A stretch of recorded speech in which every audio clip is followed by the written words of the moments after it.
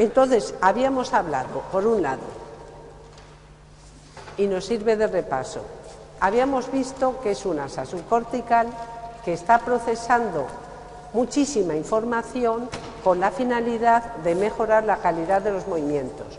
Y esto lo hace siempre el mismo circuito, pero actuando sobre aferencias distintas.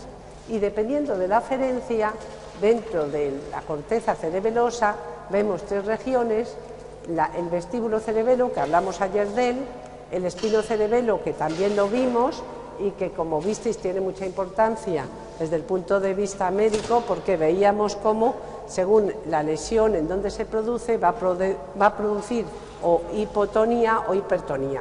Si era en el núcleo fastigial es hipotonía, si es en la propia célula de Purkinje sería hipertonía. Y otra cosa que yo no sé si me fui con la sensación de que Patricia no se enteraba, que cuando las lesiones son en la parte del espinocerebelo, por ejemplo derecho, el déficit motor va a ser en el hemicuerpo derecho, a diferencia de lo que pasa con la corteza cerebral, que la corteza motora, cuando hay una lesión en corteza motora derecha, los déficits motores los tienes en el hemicuerpo contralateral. Aquí no. Y para que esto suceda, las conexiones que tienen con corteza se decusan las que suben y las que bajan, para que luego realmente, cuando tú ves una lesión en hemisferio cerebeloso derecho, el paciente tiene todos los déficits motores en el lado derecho, en el hemicuerpo derecho. Bien, y entonces ya entramos a la siguiente parte, que es el cerebro-cerebelo. El cerebro-cerebelo, vamos a ver si llegamos, vamos a seguir, esto de las animaciones tienen esta pega. El cerebro-cerebelo. El cerebro-cerebelo, evidentemente, se llama también neocerebelo porque es la parte filogenéticamente más nueva y va a procesar información exclusivamente de la corteza cerebral. De modo que la corteza cerebral va a enviar al cerebro-cerebelo, que son las partes más laterales de los hemisferios cerebelosos, aferencias. Y estas aferencias, que son las córtico-ponto-cerebelosas, son tan numerosas que se habla de que viene a ser un tracto de 20 millones de axones. Imaginaros qué cantidad de información llega cuando se está pensando que el tracto córtico-espinal es de 1 millón. Parecía grande el tracto córtico-espinal de 1 millón de axones, pues fijaros que es 20 veces mayor. De modo que volvemos a lo mismo que veremos en cerebelo, en ganglios basales, y que ocurre también en cerebelo, es que para poder mejorar la calidad del movimiento recibe muchísima información. Había, decíamos, 40 veces más de aferencias que eferencias. Tiene que estar muy bien informado para hacer bien su trabajo. Y las cortezas que van a informar al cerebro-cerebelo va a ser la corteza somatosensorial, la motora primaria, la corteza premotora lateral y el área motora suplementaria, que juntas son el área 6, y la corteza parietal. Es todo lo que aparece aquí coloreado, tanto visto desde fuera como con un corte medial. Todo esto es lo que lleva información al cerebro-cerebelo. Y el cerebro-cerebelo, para procesar esta información, la va a utilizar para desarrollar un plan táctico de movimiento bueno. Es decir, que es una vez que se conoce el plan estratégico, es decir, qué vas a hacer, si vas a tirar la pelota larga, corta, alta, con poca fuerza, con mucha fuerza, el cerebelo, junto con la corteza motora, diseña qué músculos, en qué momento, a lo largo del tiempo, se van a ir contrayendo para que el movimiento sea el mejor. ¿Y cómo funciona? Pues como aprende, las primeras veces que hace esos movimientos las hace mal, cuando un instructor te dice cómo tienes que tirar la pelota de tenis, pues las primeras veces que las tiras o no llega a la red, o llega pero se pasa y se sale de la línea, no sabes hacerlo bien. Pero el cerebro-cerebelo aprende a hacerlo bien y sabe de qué modo va a ir mejor para que el oponente no se la devuelva. De modo que una vez que se sabe el plan estratégico, el cerebro-cerebelo es el que se encarga del plan táctico para que ese plan estratégico llegue a su fin y ganes el partido. Y entonces esto implica que las células de Purkinje que están en el cerebro-cerebelo van a mandar sus axones, que sabemos que siempre tienen el neurotransmisor que es GABA y es inhibitorio, hacia un núcleo que es el encargado de llevar las eferencias del cerebro-cerebelo. Este forma parte de los núcleos profundos del cerebelo y es el núcleo dentado. Y el núcleo dentado lleva toda la información que llega de los axones de las células de Purkinje. Esta información la lleva al tálamo, como siempre al núcleo ventrolateral del tálamo, y de allí se dirige a la corteza motora primaria y a las dos cortezas premotoras, es decir, área motora suplementaria y premotora lateral. Si recordáis, en el caso del espinocerebelo, la parte que estaba procesando los movimientos habilidosos, los movimientos que realizamos con musculatura lateral, en ese caso la información que iba a la corteza iba a la corteza motora primaria, para que a través del músculo córtico-espinal lateral realice el movimiento. Aquí la información va, además de las cortezas primarias, a cortezas premotoras, porque van a informar del plan táctico. Las cortezas premotoras son cortezas que están activándose antes que la corteza motora, porque son las que preparan lo que se va a hacer, el plan táctico. Y entonces aquí vemos cómo desde el núcleo dentado va a subir la información que va a ir al núcleo ventrolateral y de ahí a las cortezas motoras, a la motora primaria y a las premotoras. En el caso anterior, no sé si os fijasteis aquí, que cuando baja la información, estos 20 millones de axones que vienen de todas esas cortezas se van a dirigir a través de los núcleos del puente al cerebro-cerebelo. Bien, y ahora, ¿qué tipo de enfermedades padece una persona que tiene lesión en cerebro-cerebelo? Pues las enfermedades que se aprecian cuando hay lesión del dentado es lo siguiente. Por un lado, el inicio del movimiento está retrasado. Fijaros esto del inicio, porque cuando vayamos a los ganglios basales también os voy a decir que el inicio del movimiento está retrasado, pero es lógico que los dos retrasen. Tú, antes de hacer un movimiento voluntario, necesitas primero el plan estratégico y luego necesitas el plan táctico. Es como si necesitas los planes del arquitecto y luego el señor que te construye la casa. Si se retrasa el primero, se retrasa todo. Si se retrasa el segundo, se retrasa todo, porque el final es el movimiento. Con lo cual, cuando hay alteraciones en cerebro-cerebelo, hay retraso en el inicio del movimiento. Y hay una alteración de todos los movimientos, inclusive los movimientos motores que realizamos cuando hablamos. Hablar es un acto motor. Entonces, una persona con una alteración en cerebro-cerebelo va a tener un tipo de habla que los médicos, los neurólogos, lo llaman escándida. Yo no he oído a nadie el modo como en la red he podido leer, como no he podido conseguir un vídeo donde haya alguien hablando así. A mí hay gente que conoce a gente con esta enfermedad, me ha explicado, pero que te lo expliquen no es lo mismo. Dicen que es una habla monótona, donde hay mucha separación entre las palabras, y que luego dicen que es un poco explosiva cuando va a decir las palabras. Quizá como la quiere decir y tarda un rato en decir cada palabra, la dice a lo mejor subiendo el tono. Eso es la explicación que da. Pero en cuanto a los movimientos de los miembros, cuando hay lesión en el cerebro-cerebelo, lo que ocurre es que se pierde una cosa que hace el cerebelo, y es lo que hace que nuestros movimientos sean preciosos comparados al movimiento de un robot, y es que el cerebelo permite que se solapen movimientos de distintas articulaciones en el tiempo, y es el que controla la coordinación espacio, es decir, a lo largo del espacio donde tú te mueves los miembros y a lo largo del tiempo, para que se haga un movimiento fluido y un movimiento elegante. Pues bien, eso se desdobla, se descompone en los enfermos de cerebro que tienes lesión en el cerebro-cerebelo.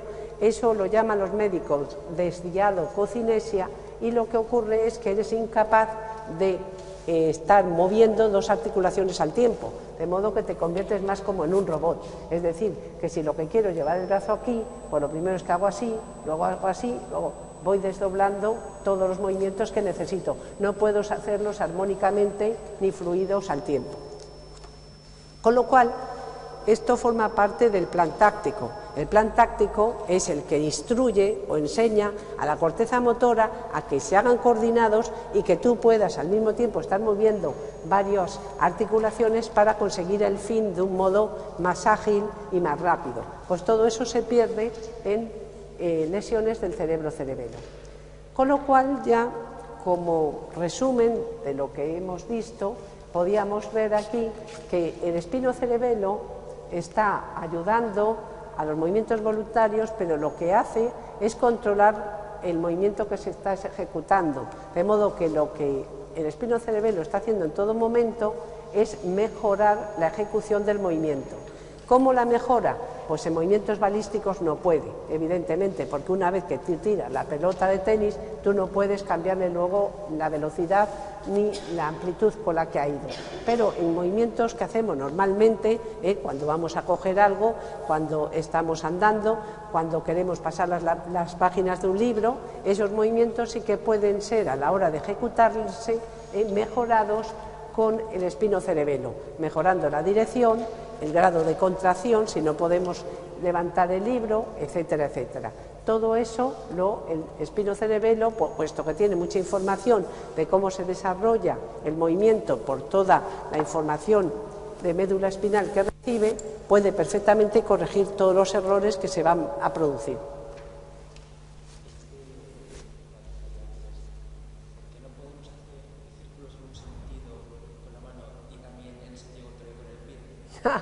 Vaya pregunta más difícil. Hombre, ¿tú crees?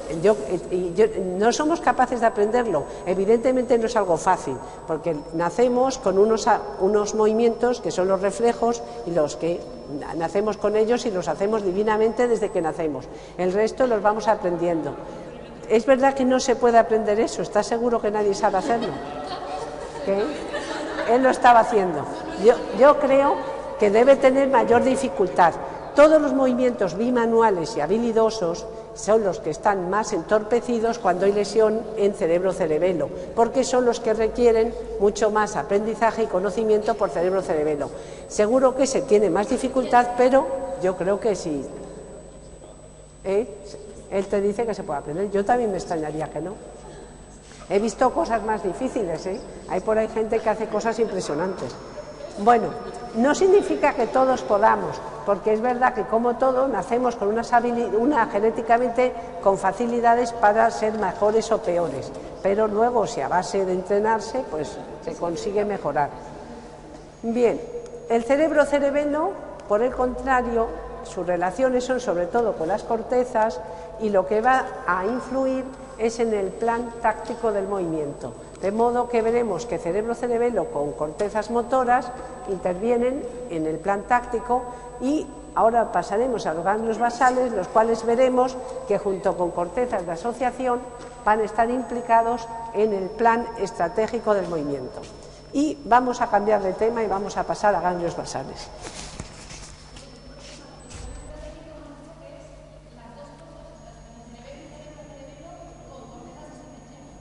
He dicho, el cerebro-cerebelo más la corteza motora, plan táctico, lo mismo que dije el primer día, y en cambio el plan estratégico es ganglios basales con cortezas de asociación.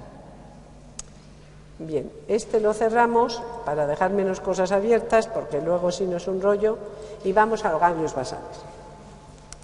Bien, los ganglios basales va a ser también otro bucle o asa subcortical que controla o ayuda a controlar los movimientos voluntarios.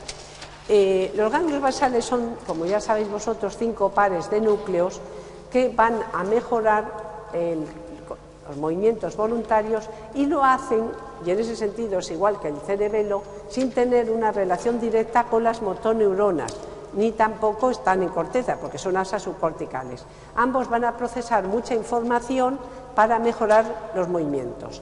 Y estas aferencias que van a estar influyendo para mejorar los movimientos en el caso de los ganglios basales van a provenir de la corteza cerebral casi exclusivamente, porque aparte de la corteza cerebral solo recibe alguna información del tronco y ninguna de la médula espinal.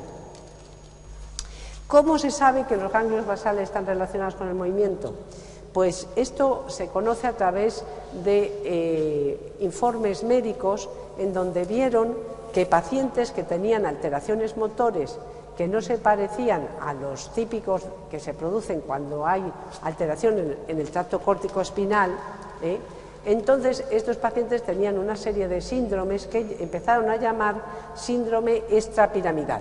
De modo que yo misma, yo no sé si lo siguen dando así hoy en día en patología, pero a mí ya me dieron, cuando estudié la patología del sistema nervioso, una serie de enfermedades que estaban dentro del conjunto de síndromes piramidales y otras que llamaban síndromes extrapiramidales. En ese momento los médicos lo que habían visto es que cuando hacían autopsia de un enfermo, por ejemplo de Parkinson, veían unas lesiones a nivel de ganglios basales. En cambio, cuando hacían la autopsia de un enfermo con un problema del tracto piramidal, veían que la lesión estaba en la corteza o a lo largo del tracto, con lo cual ellos pensaron que este síndrome extrapiramidal era debido a que el sistema nervioso motor tenía dos vías paralelas para realizar los movimientos voluntarios, unas a través del tracto córtico-espinal y otras a través de extrapiramidales, que ellos llamaban. De modo que lo que ellos notaban es que los pacientes tenían, cuando le hacen la autopsia, distintas lesiones y cuando mira la patología, distintos síntomas. El de los síndromes piramidales tendía a tener parálisis, disminución de fuerza y espasticidad. La hipertonía que presentan es espástica. Los enfermos, vamos a poner de Parkinson, que son los más frecuentes, aunque sabéis que hay otras enfermedades de ganglios basales que hablaremos quizá hoy no de tiempo, sino mañana, esos van a tener rigidez, que es otro tipo de hipertonía, van a tener disminución en el número de movimientos sin parálisis y van a presentar también movimientos involuntarios.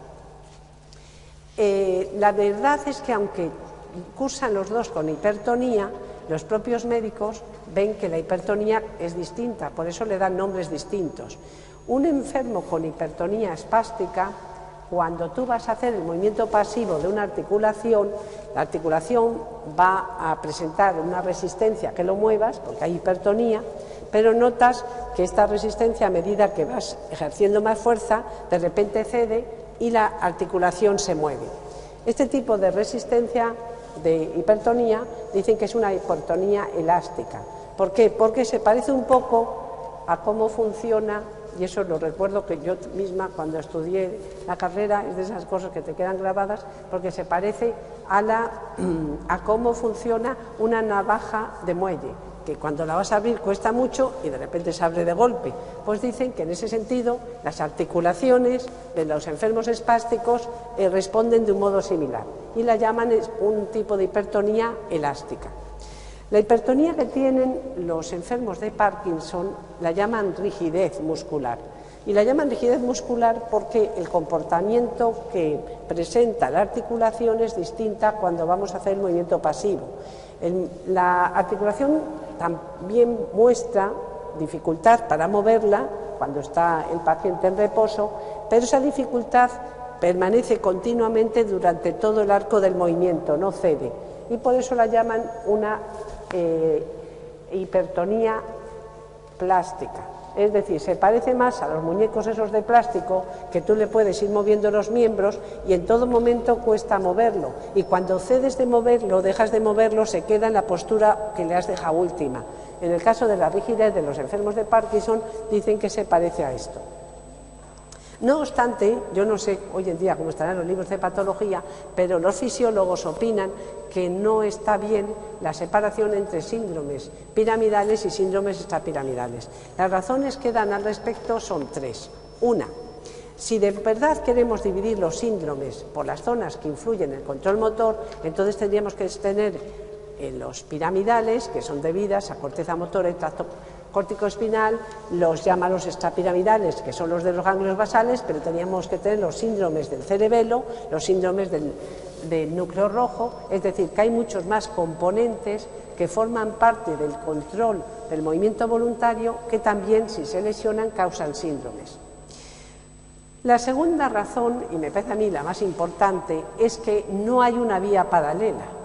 Los ganglios basales, para realizar los movimientos, necesitan el tracto piramidal, de modo que realmente los ganglios basales lo que están haciendo es interactuando para mejorar la calidad del movimiento, para que sea el movimiento estratégicamente mejor, y no influyen para nada en el resto, pero lo necesitan, de modo que no es más que una concadenación de zonas del sistema nervioso central que se van a activar cuando queremos realizar un movimiento voluntario habilidoso, complejo.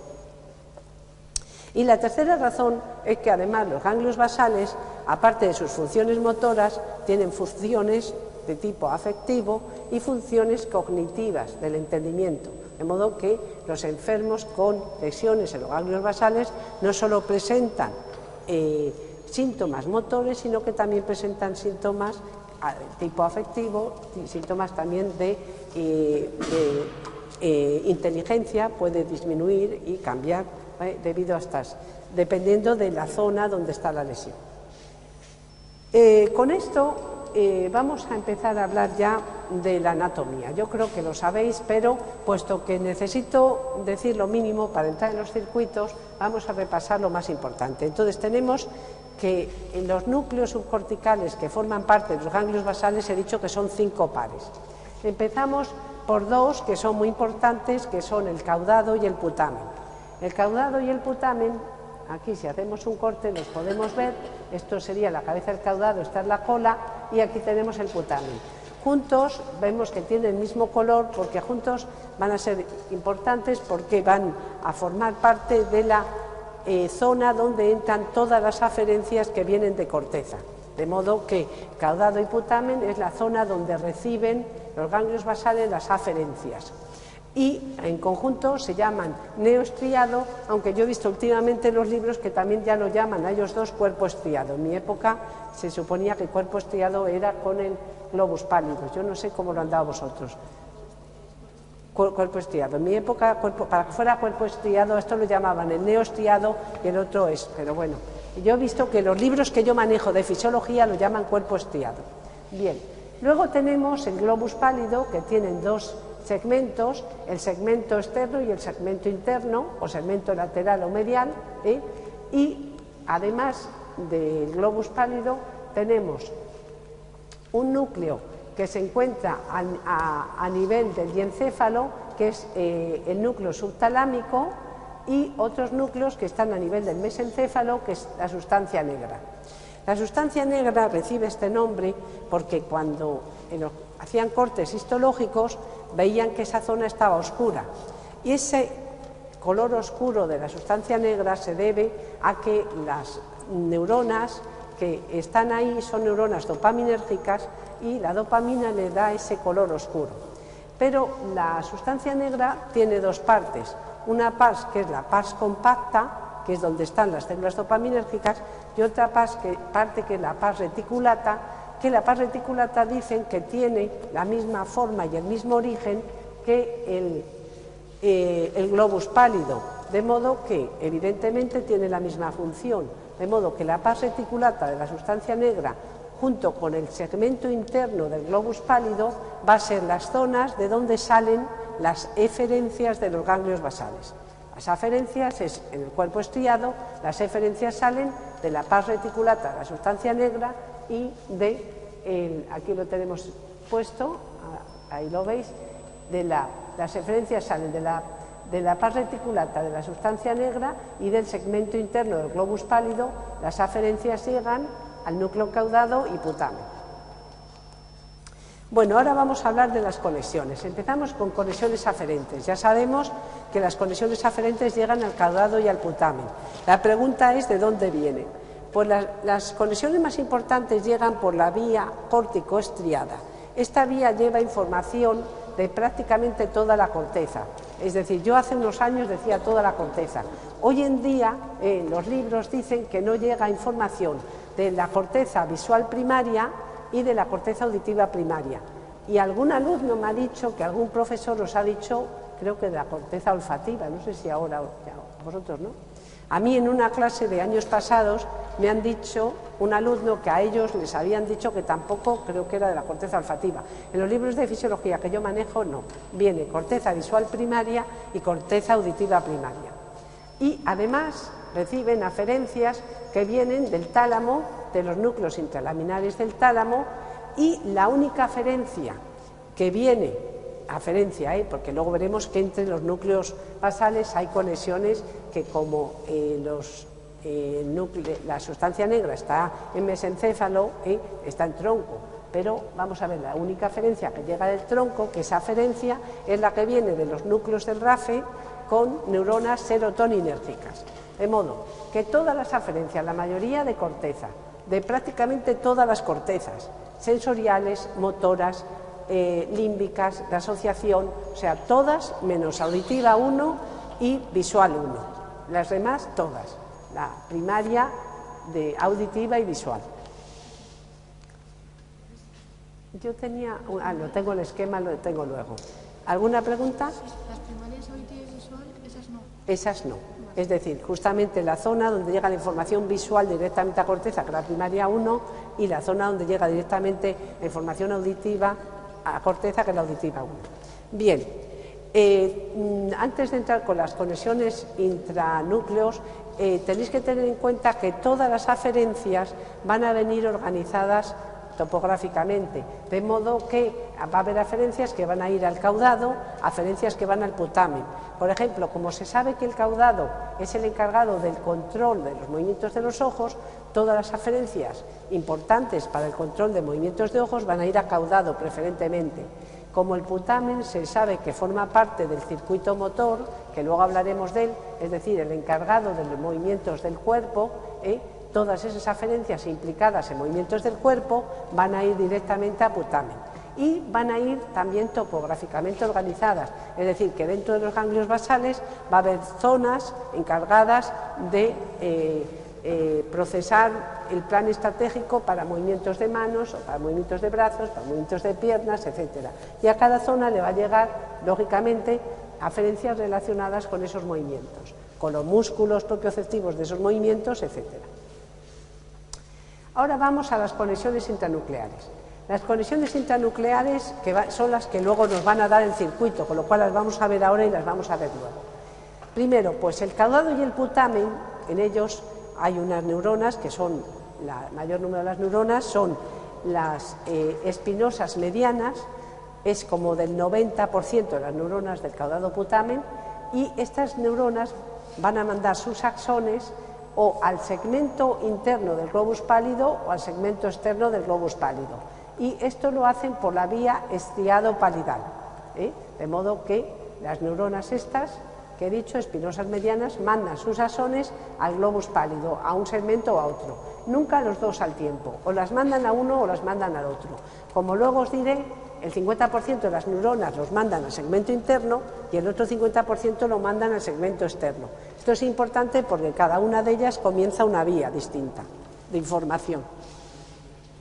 Por otro lado, también tenemos la vía nigroestriatal, es decir, que la pas compacta de la sustancia negra va a mandar su información al caudado y al putamen. O sea, las células dopaminérgicas van a inervar a estas neuronas que he dicho antes, las espinosas medianas reciben inervación dopaminérgica que viene de la sustancia negra. Y a su vez el caudado y el putamen también mandan a la pas reticulata de la sustancia negra. Es decir, igual que el caudado y putamen mandan al segmento interno, que es la zona donde salen las eferencias, también lo mandan a la pas reticulata, que es la zona donde salen las eferencias. Y a su vez existe una conexión que es la estriado nigral, ya la he dicho, porque sería la que va directamente a la pas reticulata, y ahora me queda la conexión que tienen con el núcleo subtalámico.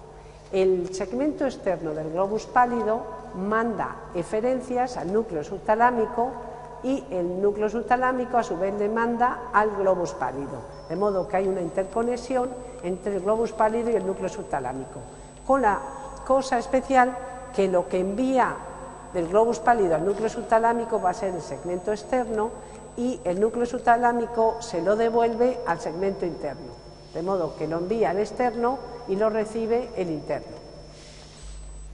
De nuevo, en este caso, todas estas conexiones intranucleares están topográficamente organizadas, de modo que a lo largo de los distintos núcleos, cada zona de cada núcleo va a tener una función distinta para procesar información de movimientos de distintas articulaciones y, por tanto, va a estar todo ello dividido. ¿Y qué pasa con las conexiones eferentes? Pues las conexiones eferentes se van a establecer desde las dos partes donde se mandan las eferencias, que son el segmento interno del globus pálido y la pars reticulata de la sustancia negra. De modo que estas dos partes van a mandar sus eferencias al tálamo y del tálamo a la corteza. La pars reticulata de la sustancia negra, además de mandar al tálamo, tiene la cosa especial de que manda eferencias al colículo superior. Es decir, que la pars reticulata manda eferencias que van a ser importantes para el control del movimiento de ojos.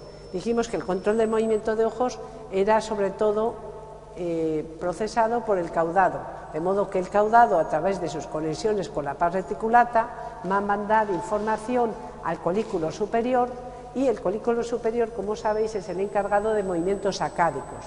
Entonces, cuando nosotros movemos los ojos en dirección a una parte del campo visual que nos interesa, quien controla qué movimiento vamos a hacer previamente, antes de que se haga, cuando hacemos movimientos voluntarios de los ojos, va a ser a través de los ganglios basales mediante estas conexiones. Y además van a ir hacia la corteza, pero siempre vía tálamo, y los núcleos implicados en los ganglios basales para llevar las eferencias de los ganglios basales a la corteza van a ser el ventral anterior, el ventral lateral y el centro mediano. Y de allí la información va a corteza. Sí. Pienso que del núcleo del caudado también van al colículo superior. No, pero digo que, como hemos dicho antes, que el caudado recibe eferencias implicadas en movimientos de ojos, con lo cual es lógico que las eferencias del caudado, que van a la sustancia negra, que pueden ir a la pars reticulata, pueden ir por varias vías, que luego veremos, es lógico que al final la eferencia que empezó por esta eferencia del caudado acabe saliendo por la pars reticulata, porque lo que sí que es cierto es que al colículo superior no le viene del globus pálido, eso es lo que tienes que tener en cuenta, siempre viene de la pars reticulata. Bien, vamos ahora a ver qué corteza recibe. De modo, las cortezas implicadas en control de los movimientos van a ser varias, y por tanto las eferencias que van a recibir estos, las tenemos, yo creía que tenía uno, no las tengo escritas, creía que sí, van a ser la corteza motora primaria, las dos cortezas premotoras, es decir, el área motora suplementaria y la corteza premotora lateral, y la corteza prefrontal, la corteza prefrontal, de modo que las cortezas que reciben la información de ganglios basales van a ser esas. Estamos otra vez con un caso muy parecido, en donde los ganglios basales, al igual que el cerebelo, reciben mucha más información que la que sale. Es decir, son órganos gestores que tienen que decidir cosas. Para decidir necesitan mucha información y luego de allí sale. Imaginaros que cada célula espinosa mediana del cuerpo estriado dicen que recibe miles de sinapsis procedentes de la corteza, y tiene que procesar esa información para decidir lo que se hace. Aquí tenemos a las neuronas espinosas medianas. Si a veces las llamo estrelladas, eso ya es una manía que yo tengo, así que olvidarlo. Estoy poniendo especial atención de no decirlo. La verdad es que como yo miro a las neuronas y las veo estrelladas, las llamo estrelladas, pero son desde luego una neurona estrellada, pero el nombre con el que se conoce es espinosa mediana, Así que, por favor, si a veces digo lo otro, es un error personal que tengo, que me cuesta mucho controlar. Bien, entonces, estas neuronas que hemos dicho antes que están en el cuerpo estriado, en caudado y putamen, van a ser las receptoras, aquí las veis, las que reciben directamente de las piramidales de corteza, reciben miles de aferencias. Luego veremos que también reciben información dopaminérgica que llega de la pars compacta de la sustancia negra, y hay un circuito de interneuronas locales que también modulan la actividad. Estas, por tanto, van a ser muy importantes a la hora de que se decida el plan estratégico. Y ellas, bien directa o indirectamente, van a llegar información a las eferencias que van a salir por he dicho por el globus pálido, es el segmento interno, y por la pars reticulata. ¿Qué diferencias podemos decir entre cerebelo y ganglios basales? Esta parte está bien porque nos ayuda a consolidar las cosas que sabemos de cerebelo. La primera diferencia clara que podéis ver ahí misma es que las aferencias que llegan de corteza en el cerebelo son inferiores a las que llegan a los ganglios basales. Es decir, que en el cerebelo, si recordáis, iba la corteza parietal, la corteza somatosensorial, las 3 cortezas motoras, pero en el caso de los ganglios basales es que prácticamente todas las cortezas de asociación, motoras y sensoriales, y las cortezas límbicas, todas excepto la auditiva primaria y la visual primaria, mandan información a los ganglios basales. Con lo cual, con respecto a las aferencias que vienen de corteza, hay una diferencia grande. Con respecto a las eferencias, también, no, vamos a decir antes, con respecto a aferencias que llegan de otra parte, también hay diferencia, porque el cerebelo recibe aferencias de la médula espinal por los tractos espinocerebelosos y recibe también muchas aferencias del tronco del encéfalo. En el caso de los ganglios basales, solo reciben las serotoninérgicas del tronco y ninguna de la médula espinal. En cuanto a eferencias, también hay una diferencia clara. En el caso del cerebelo, la eferencia va a corteza motora, en el caso de espinocerebelo, en el caso del cerebro-cerebelo, iba a motora y a la premotoras. Pero en el caso de los ganglios basales, van a la corteza motora, a las premotoras, pero también va a la prefrontal. Esa salida que tiene hacia la prefrontal tiene que ver ya con unas funciones de otro tipo. Y, por último, la diferencia última es también muy obvia, y es que así como los ganglios basales, la única función que se le conoce y que yo creo que tiene es función motora, he dicho cerebelo, ¿he dicho ganglios basales? Perdón, entonces retomo. El cerebelo, la única función que se le conoce es una función motora. Los ganglios basales tienen además funciones, de las funciones motoras, funciones afectivas y funciones cognitivas. Y ahora vamos a ver las vías, que yo los primeros años que di esto era consciente que no os las habían contado. En los últimos años tengo la sensación de que ya os las han contado, ¿no? Bien, lo cual facilita la cosa. Entonces, vamos a ver. Tenemos por un lado las vías directas. La vía directa, todo forma parte de las interconexiones que he hablado antes. La vía directa comienza en la zona de las aferencias, que es el caudado y putamen, porque son los que reciben aferencias de corteza, de tálamo y también las serotoninérgicas, y de ahí el 50% de las neuronas espinosas medianas mandan sus axones al segmento interno del globus pálido y el otro 50% manda sus axones bueno, no aparece aquí porque es lo de la vía indirecta, lo mandará al segmento externo. Como estamos con la vía directa, solo estamos con los que la mandan al globus pálido. Y entonces, aparte de mandarlo al globus pálido, lo van a mandar también directamente a la pars reticulata de la sustancia negra. Es decir, que hay neuronas del caudado, como sabéis, que van a mandar la información a la pars reticulata de la sustancia negra. Y las otras van a mandar la información al globus pálido.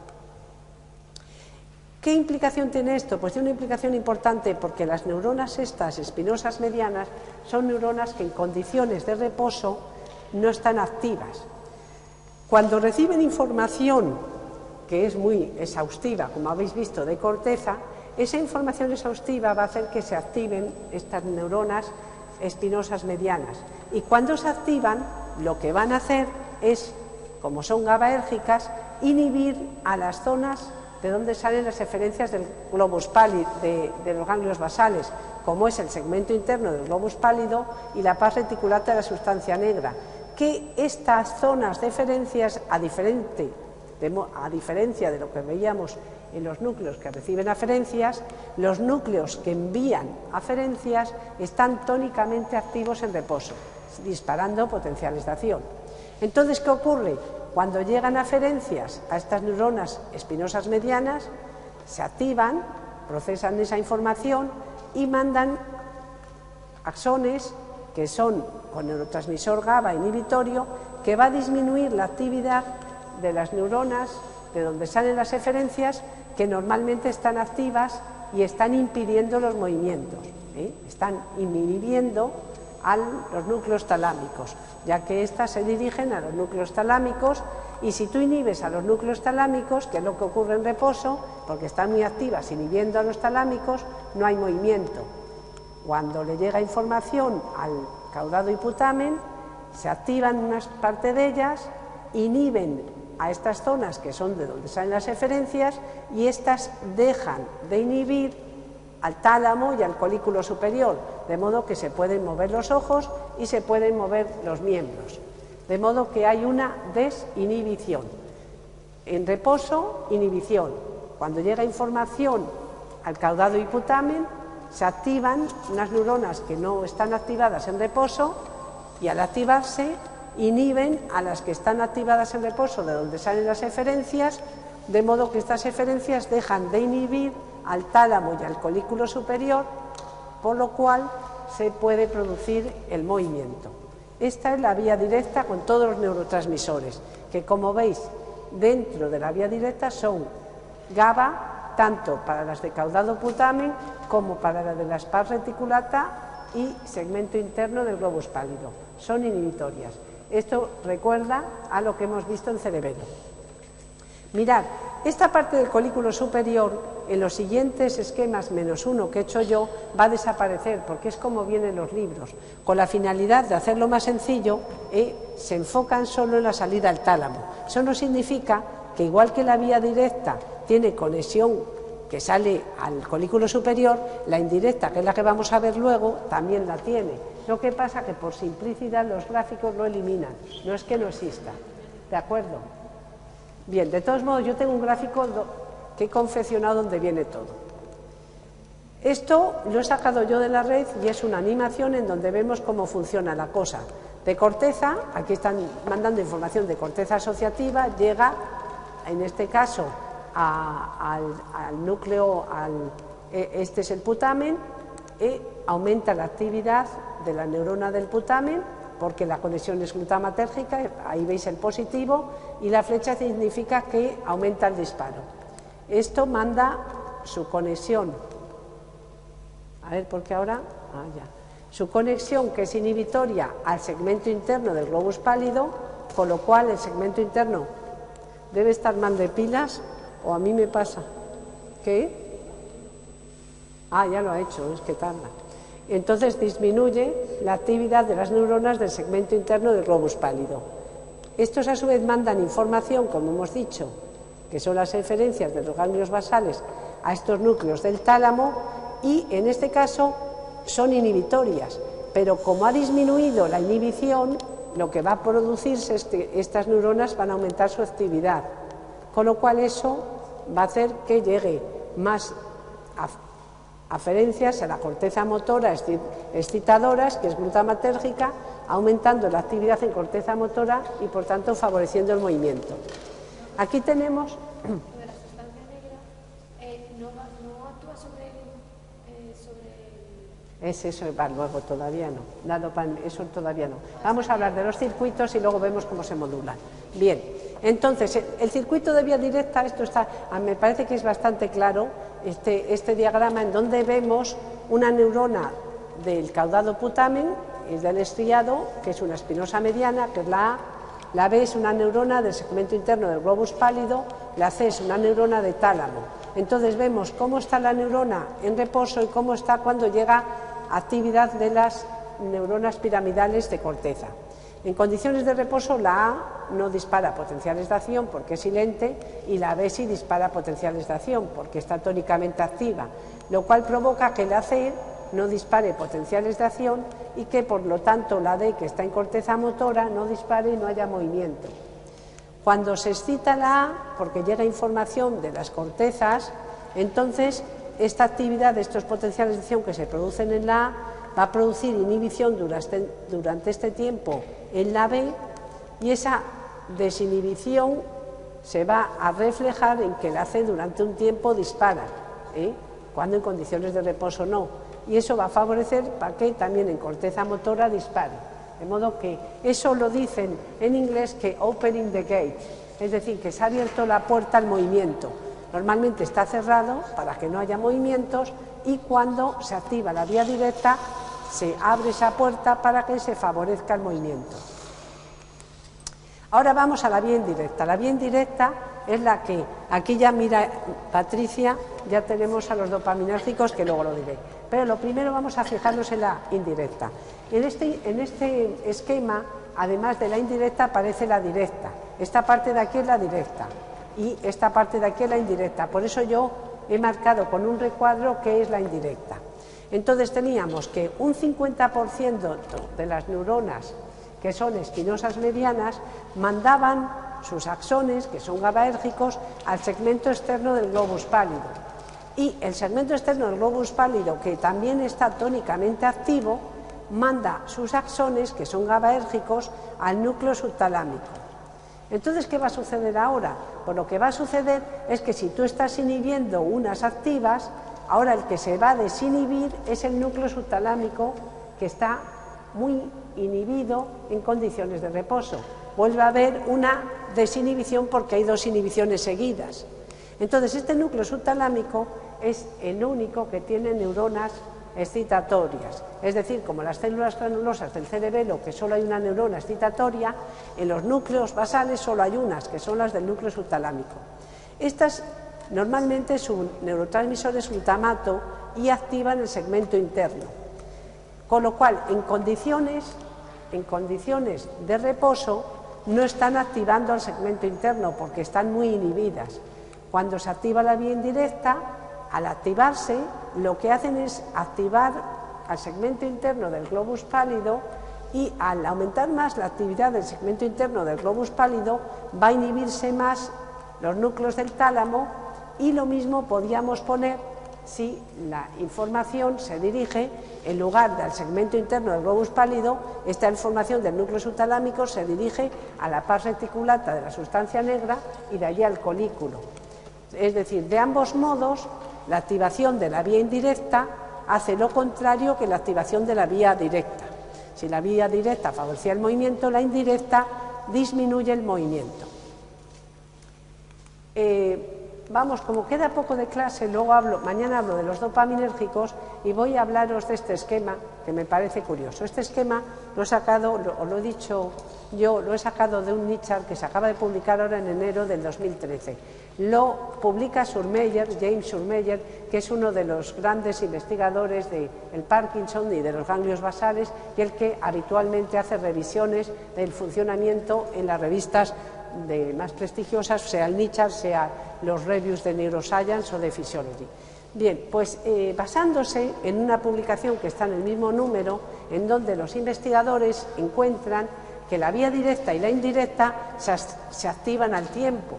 Y lo digo porque hasta ahora la versión que damos en clase, que os la voy a dar de todos modos, era la vía directa es para favorecer los movimientos, con lo cual es la que hace que hagamos movimientos. La vía indirecta, ¿qué hace? Pues impedir movimientos.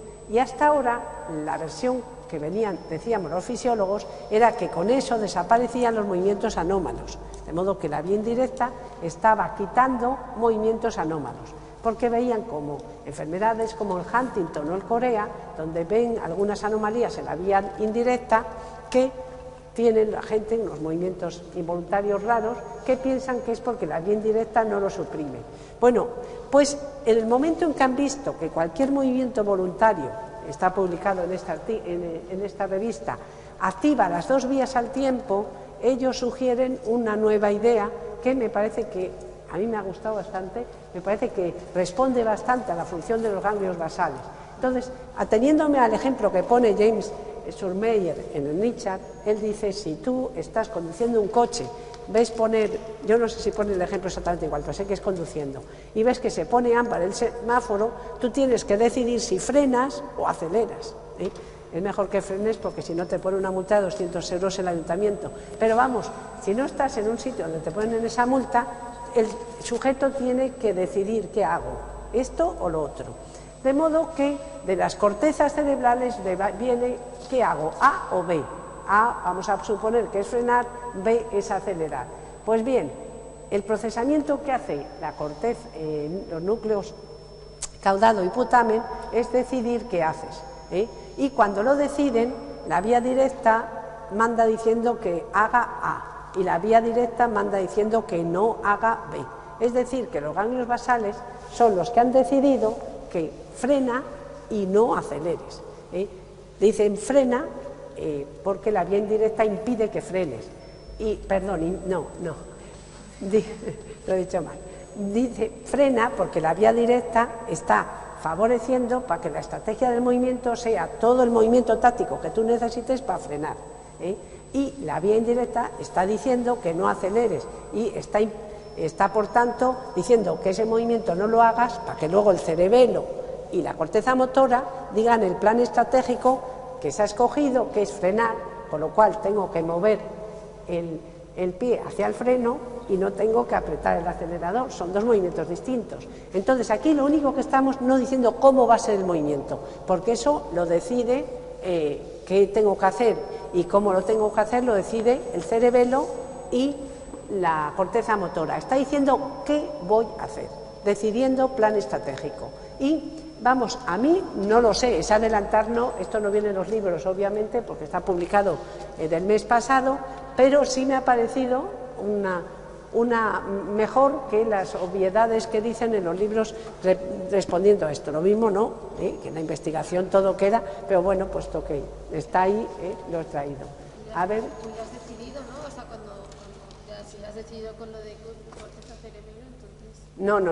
Lo primero es ganglios basales. Y luego viene, o sea, es como decía antes para la casa. Primero el proyecto, el arquitecto. Luego unos señores saben hacer la casa. Entonces le dan el proyecto de cómo tiene que ser la casa, cuánto cemento tiene que usar, qué tiene que poner y cómo tienen que ser los tabiques, de qué medidas, y luego se hace lo otro. Me voy porque no quiero...